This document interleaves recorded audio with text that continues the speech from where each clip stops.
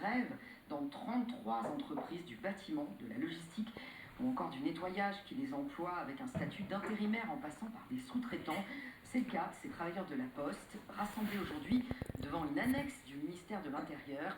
Ils dénoncent l'hypocrisie des autorités. Timur Öztürk. Sous une pluie battante, ils sont quelques dizaines de travailleurs sans papier rassemblés devant la Direction générale des étrangers en France. Aboubacar, salarié intérimaire chez Chronopost, en grève depuis 2 ans, veut être écouté. Ce silence radio de la part du ministère, de la part des préfectures.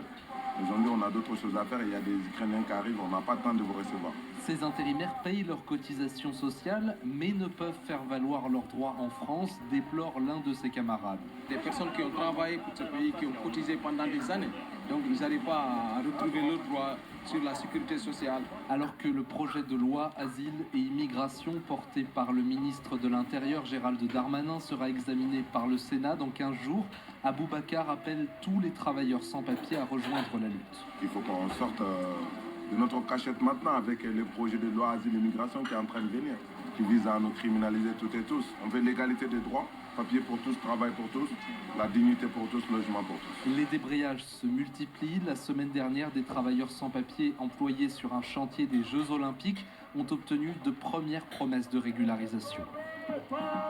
Reportage de Timur Öztürk avec les moyens techniques de Virginie Lorda.